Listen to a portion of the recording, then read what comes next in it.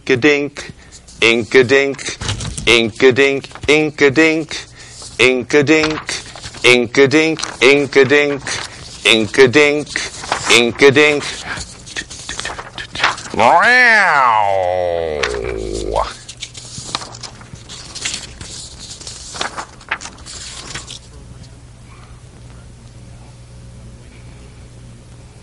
He said that Senator McLachlan and Senator Boucher hit in on a lot of the points that I would say. In regards to Pat's question and why the governor does what he does, I think it's a political move and a political balance that he makes. I'll be honest, I really hope deep down inside he doesn't want to make these changes, that this wasn't something that he would do intuitively without the situation that we're facing. And, with a $1.5 billion deficit, something has to be done. We can't simply just go on and say, well, let's do what we had before and move on. There's still a budget gap we have to balance, at least with voodoo math, but balance nonetheless. In my opinion, what's less costly to the people of this state is by not putting tax increases upon our corporations, so that the people in the state, the middle class in the state, still have jobs, and these companies don't leave us. And that would be off the table right away for me. The problem with the governor is that the governor sees that, and he sees the unions. And I think, honestly, in his opinion, he knows the unions were a big reason why he is sitting as governor right now. And that's the reason why he won't touch them. And in my opinion, I think the state unions are what has to be looked at the moment in regards to cost savings.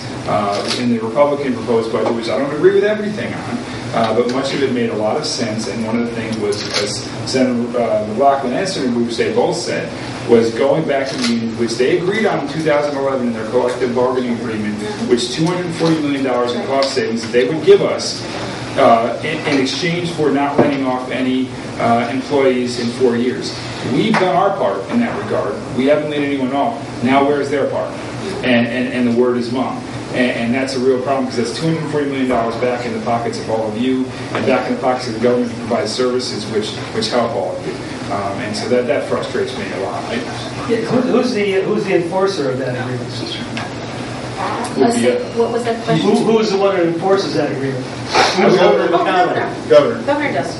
Absolutely. Well, when the governor's failed to do his job, then who steps in? Do you know who negotiates all these contracts, by the way? Just like WestCon doesn't negotiate a lot of the benefits for their own employees and faculty. Right. It's all at the governor's level. And by the way, the unions wanted it that way. They got that dynamic to change, so they can control it, because they know. They even have worked now to get your municipal employees to be part of the state health care plan called pooling, and then if they get them to join up there, then guess what? The town can't even negotiate those benefits going forward. They will do all the negotiating at the top. There's a real power grab right now, and that has to change. Kind of like what's going to happen with our car taxes. Well, exactly. You hit the nail on the head. Yep. I mean, don't you really think government will only show his true colors on Christmas Eve when he gave all of his staff 12%? That's 200 people. Amounting to over $40-something million. And then when the budget came around, he was talking about cutting the people who need Medicaid, that's their health insurance, cutting elderly services. I mean, I think the man has shown his true character. He's the boss. When a company is in deficit like this, and trust me, in my own company, we've had to have a 10% layoff on things really, really bad. Nobody's seen a raise in a long time. It's never been bonuses. Okay, that is really flying in the face of the reality. When you're in a deficit situation like this, you don't do that, because the minute you do a 12% raise, when you're negotiating with your rest of your unionized employees, what do you think they're going to bring up to you when you're in the negotiating room, right? They're going to bring that up. And as a result, during these periods of time, it should be a zero-based increases for a while until we get our finances under control. Because guess who's bearing this? Is the regular citizens that are struggling to protect their own jobs if they get to keep it and they're not sure. And God forbid, keeping their businesses going, supporting their family, having to bear the highest ever tuition increases for their kids going to college. It's very insensitive. People in Connecticut work till May 13th to pay for the government they have and the taxes they have to pay, and they start working for themselves and their families on May 14th. It's the latest in the country. So if anybody wants to argue this about, we're not the highest costing state, wait a minute, look at that number. That will tell you that yes, we are. Yes. I come from Reading. I live in Reading. And, Thank you for being here. I appreciate it. What's that? I've been representing Reading. I Oh, appreciate you being here. Yes, thank you. It was kind of a shock in town a while back because the school board every couple of years does a projection of the school census. They try to figure out, do you need to build a new building, that kind of thing. And the town was kind of shocked to discover they were looking at a huge drop-off in the projected school population. If you go on the internet, when you look at some of these projections all around the state, I've looked at Simsbury, I've looked at Madison, Grant, it's everywhere. You're looking at enormous drop-off. Yep. Newtown's very similar Yep. to Reading. Absolutely. And Wilton is losing 61 students. But it's not just in Fairfield County. Oh, yes. It's all everywhere. over. So, Mike, I've got two questions. One is there anything going to be done about this law that requires school districts to keep spending the same Yes, amount? it already happened. It The happened. Speaker of the House, in fact, shocked the living daylights. I almost fell out of my seat on the Education Committee, which I'm ranking member of. He actually brought forward the elimination of the MBR for the top performing districts. So the top 10% now of school districts will no longer have an MBR. Okay, well, that's good. But my second question is, since it seems to be universal across the state, and since education involves so much funding through cost sharing and other ways, is anyone looking at this decline as an opportunity for budget savings? No. Well, we are, but they're not listening. The problem, let's go back to MBR for a minute. Right? The Speaker of the House did shock everybody with proposing minimum budget requirement reform. Right. But it's the top 10% of Can you performers. explain what MBR is? 'Cause some minimum people budget don't requirement. understand. Minimum budget requirement, essentially that you have to continue spending at least what you spent last year in forward years. So And you this- can't reduce your budget even though your population has gone down. Now, the reason for this was actually a very good reason, just so you know, because there were cities like Bridgeport, and I actually got calls from superintendents in the past from Bridgeport that underfunded. In Bridgeport, there was this awful practice where the mayor get to decide how much of the education funds the Board of Ed got, or the superintendent, and they underfunded them severely and pushed it all into the town budgets. And so because of that problem, they put that requirement in place, and in fact, they were once penalized a few $1 million because of that practice. So the reason is still there. That's why you see that only certain communities are relieved of that. If you have poorly performing schools or under a certain category, then the MBR continues to be maintained. Thank you. So to continue answering your question, the population issue was actually part of the bigger issue of the state economy in general. If we're losing children, we're obviously losing population. For those of you that have been here a while, you may know that we had more seats in Congress 20 years ago. We're losing seats in Congress because of our population migrating out. The problem with minimum budget requirements is that it only affects, this reform only affects the top 10%. So you're okay in Reading, because you're number 3 in the state, I think, or 4, or something like that. But there's an awful lot of other communities in the state that have lost a lot of population in their school systems, but they're going to still be subject to minimum budget requirements, which is a big waste of money. Right, there's no evidence of a connection necessarily between spending and results.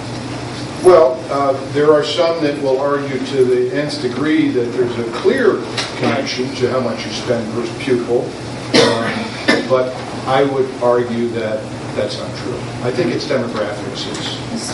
Demographics equals If I could pursue this just I think Steve has something to add. Yeah, you can finish your question first, though. well, this is what I find interesting, because I've done some research on this. Like Ridgefield, for example, is looking at a drop-off.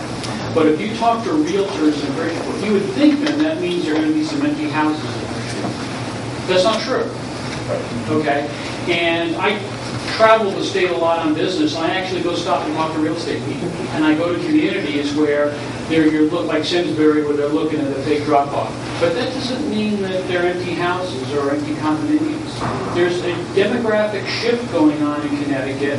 We are losing population relative to other states, but there's more than that going on. What's going on is that people are filling houses, but they're not having kids.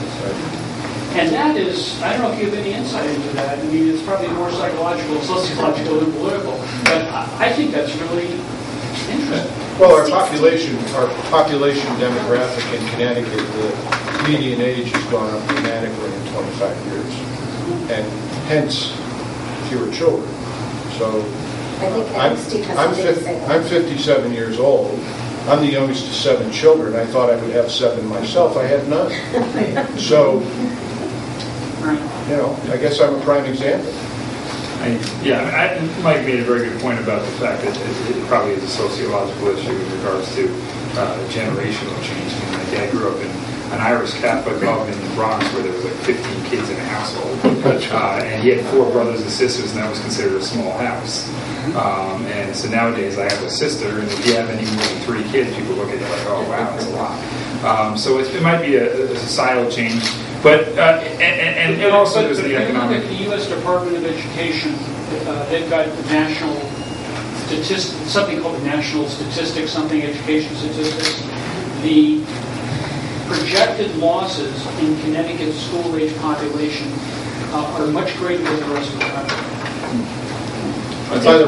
By the way, come to Danbury, our school population is growing. I think, some of the cities are growing, as opposed to some of the suburbs I know Brookfield and Bethel are the population is shrinking in regards to the school population. With that being said, though, I think, you mentioned a point, has anyone looked at regards to cutting in some of the areas where we're losing population? In my opinion, the municipalities don't get enough money. The problem is there's too much money that stays at the state level, and none of it ever goes to the municipalities to balance the property tax burden, and at the same time also to pay for some of the changing population that we have in our school systems as well. Larry's here in the audience, and he could probably tell you how even though the population may be shrinking, the type of student that we're teaching now is vastly different than it was 20 years ago. And they cost quite more. So that's an issue as well. But in my opinion, I think some of the ECS funding, which is educational cross-sharing funding, that goes to the cities and towns in our particular area should actually be increased. I think we should get more money in our municipalities here. We don't get enough, and that's the reason why a lot of our prices are high. Because our towns here in Bethel, in Brookfield, in Danbury, and in the areas that Toni represents, our property taxes are high because the base of the municipality has to put up the full cost and the full burden of our educational cost, as opposed to some of the cities which basically get fully subsidized and supplemented by the state, which in my opinion is wrong. It'd be nice to recognize Matt Knickerbocker, who's our first selectman. Yeah, our first selectman. Hi there, Matt. And also Sorry, I'm late. Larry Kravis, who's chair of the Board of Education. And we have council members and people that serve on a lot of the boards in Bethel, so we're really grateful for you to be here, for sure. As far as... Yeah, we have one person, one gentleman who's been waiting patiently. Well, first off, let me just say, I'm here to be an activist because of what's going on in the state. Okay, I'm sorry, Mr. Knickerbocker. I was a Democrat, but I've become a Republican. So I'm a Republican. I became a Democrat. Bob made me a Republican. You're participating. That's great. Just to introduce yourselves first, so we. Oh, sure. Well, I'm Dick Wiggins from Bethel. Okay, and so it's got nothing to do with the town of Bethel, but the state is just it's so terrible that it just can't live with it. That's the way it is. And I just felt that this change, that we need change so badly, that I want to see the Republican Party come to the forefront in the state somehow, and in some possible way take over this legislature, which is just disgusting. And like you say, to me, it's a good old boy network. Go up there, they take care of everybody, the unions, blah, blah, blah. And you look at it and you know there's nothing you can do. Like you were saying, 3% to 12% increase from the state doesn't have any money. How do you do that? And stuff like that. Well, your activism is really welcomed. Right. And you're speaking on behalf of thousands of people, so continue. When you're talking about, the raising taxes on businesses, well, let's go back 2 years with Governor Malloy. And not just Pitney Bowes, but other places, he gave them $17 million because they threatened to move out of this. They weren't going to move out. I worked for Pitney Bowes for 30 years. They're not moving out of the state of Connecticut. They don't have any more manufacturing. They've gotten rid of all of that. So, and they were supposed to create jobs for those $17 million. If they were going to create jobs, they were probably going to cost $1 million each. All right, stay here. If they ever created them. All right, that's what I mean. They don't look around. Malloy doesn't look around. If you're smart up there. Meanwhile, in Danbury, they laid people off. It didn't close. All right, and not only did they lay people off, they had a IT department. So they brought people in from overseas or whatever it was to take over people's jobs, made them train them. Excuse me, is there a question? I thought this was a question and answer. Yes, it is. Okay. Can I finish? Absolutely. I'm just hoping we got to the question sometime soon. Yeah, they brought them in, all right, to trainees, their own people that have to replace them. All right. So my contention is that we need to stop this type of programs in the states. The tax part is we shouldn't overtax. Okay, definitely not. On the other hand, I would hope that as Republicans we stop the giveaways for no reason. To keep companies. Because just a company says, I'm going to threaten to move. Should we give them money just to stay for that particular purpose? I mean, we'd have them all doing it. We'd have to pay off every company in the state. I mean, that just doesn't make sense either. States have gotten into the bad business of fighting for jobs. And so you may have read that the governor of Florida is scheduled to be in Norwalk Friday to meet with 30 businesses in a quiet, private meeting. And that's happening all over the country. I have some constituents in my district who always tell me when they are approached by an economic development operation from another state, reaching out to them to ask them to consider moving or expanding in another state. And one small manufacturer, who I won't mention because he's been quietly letting me know what he's been experiencing, over the last 5 years has been approached 35 times by various states, not all the same states, with phone calls, personal visits, and regular direct mail asking him to consider moving. So that's the business we're in, unfortunately. That economic development is not really economic development all the time. It's more about who can throw out the biggest bonus to get somebody to make the move. Not a good thing. Well, I think public policy that basically advantages one group over another is bad public policy. If you make it inexpensive for business to run and individuals to live in, generally across the board, you create a general good business environment. Those are the states that are going to get an increase in population and in jobs. There is absolutely no question that it is policy that drives this. It's economic policy. It's tax policy, which is driven, unfortunately, in this state by the spending committee. It should be the reverse. The Finance Committee and Taxing Committee should meet first and tell the Spending Committee how much money they have, versus they spend first and then they go to the Taxing Committee and tell them how much they have to raise taxes. And that's just the reverse of what any household would do. But it is our policies that is driving this. I have the woman that is in charge of all of North America GE properties, and she gets 32 phone calls a week.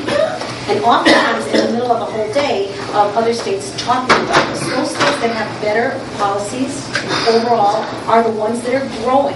They're the ones that are getting more, as you mentioned, Michael, more congressional seats. There's 4 more than they had before in Texas. We were 6 previously, right? We're down to 5, and the last census, we were marginal, and that is a problem. I want to also mention something about demographics. In my private sector job, we look at worldwide demographics. And quite frankly, the United States is not that bad off looking into the future. But when your state's demographics is turning where the younger population is leaving and there are fewer kids in school, it's talking about where the opportunities for growth and jobs are, and they're moving there. I have a daughter in North Carolina. I have another child in Florida. They're in the prime earning years of their life. I would rather them be here in our state, and it's a concern. I'm afraid of losing my 3rd child to another state if things don't go better. So that is a personal thing for most of us, and real estate agents will tell you that. They hear what people are saying going out, and they will tell you those coming in. And it's a very, very poor sign that we could be shrinking in our school enrollments. There are a few pockets in my district. Westport and Aquino are actually growing somewhat, but they're the ones that are most at risk for the bottom falling out. I have people I work with in my private sector job that live in Fairfield. They're terrified. They come into my office and say, my home value may just plummet. It may just, the bottom may come out of it if, 1,000 GE homes go up for sale, next month or the month after. Yeah, and just in regard, we referred to, sir, as the first 5, which turned into like the first 50%. Yes. Which was the 5 businesses we paid off to stay here, which was our plan, and then it turned into 15 businesses. And the problem with the payouts is that there was no contingency surrounding them. It was basically, here's the money. And a lot of the companies that we gave the money to laid off people anyway, as you had alluded to. And the problem is that, basically it was a game of poker, and it was basically waiting for us to block them, and we did. And the problem is, as Senator Boucher said, if we had policies that were positive here in the state, we could play poker with them, and we could turn around and say, you know what, go ahead. Find a place better than Connecticut. The problem is, every single 49 states are better than Connecticut. And that's the problem. So when we turn around and we say that to a business, they're going to say, okay, see ya, we're out of here. We can start creating better policies, we wouldn't have to do that. And that's a great point that you made. Bill's had his hand up for a while, sorry. Sorry. The woman across a very simple question, if I might. Bill Hellman, I'm a member of the local Republican RTC. I've been in Bethel since 1992. I have a question about the process of legislation, specifically stealth, complex legislation crafted in secret by the majority party and laid on the table without opportunity to read at 2 in the morning. Is there anything that the Republican minority can do, be it in the rules making or even lawsuits, to enable that process to be where there's adequate review of the legislation, time to review, time to understand, before a vote is forced in e-cert or other mechanisms? What can be done about the process of legislation that's currently dysfunctional? You need the votes. Yeah, we tried that. If you don't have the votes, That's right. you can't make that change that's necessary. The proposal has been on the table many times that requires 48 hours, 72 hours window of opportunity to get public input from constituents prior to debate beginning on the floor. What the minority party has to deal with that is filibuster, basically. We just have to ask a lot of questions so that we can try to smoke out what's in the document prior to a vote. But I must admit that if it comes at 2 o'clock in the morning and you've been there since 9 or 10, they wear you down, so to speak, and they do that on purpose so that you'll shut up and vote. They know you're not going to vote for it, so shut up and vote. But the minority party, I think, has done a pretty good job trying to smoke out some of those egregious things. Listen, the last budget was nowhere near the budget that was proposed by the governor in February. It came out and we had 36 hours, I think, to see the gist of it. But most of it, you didn't see the entire document until less than 6 hours before debate began. This was the budget that passed in the first week of June. Every single budget that I voted on, I have never seen more than 12 hours before debate began. Never. And these are 600 to 1,200 page documents.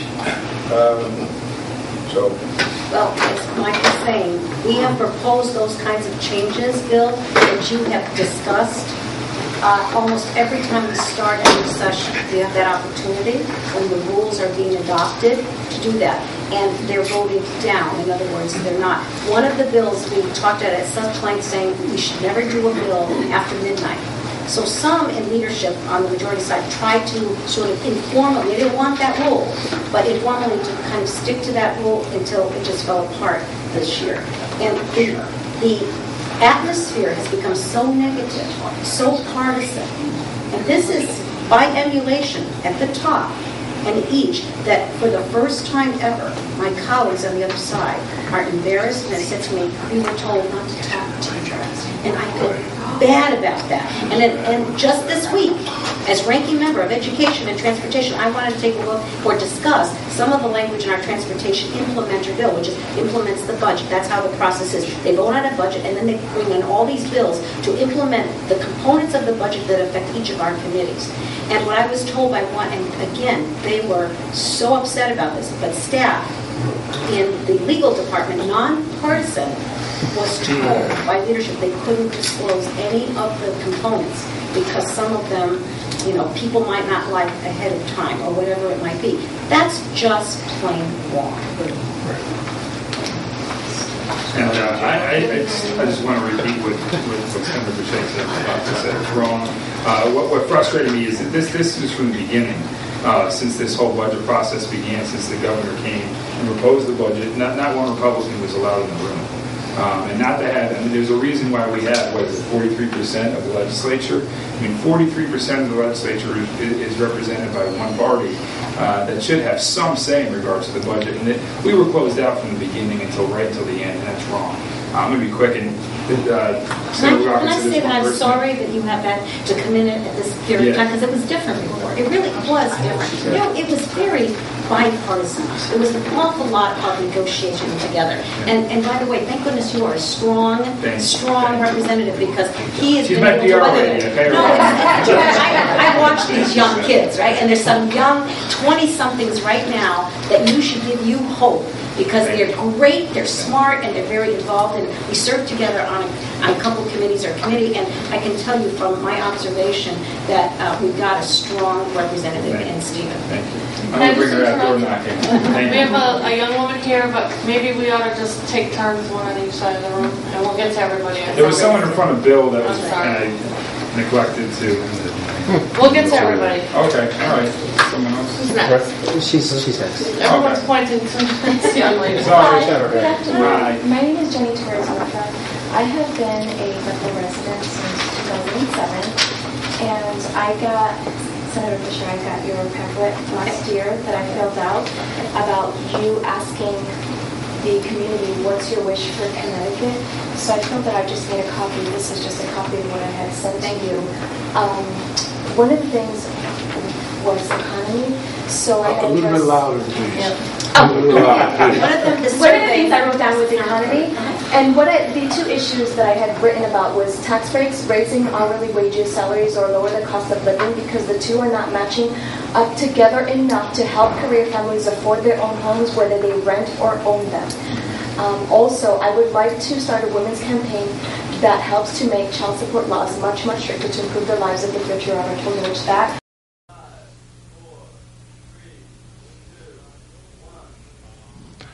They say they'd rob your grandma blind on Wall Street,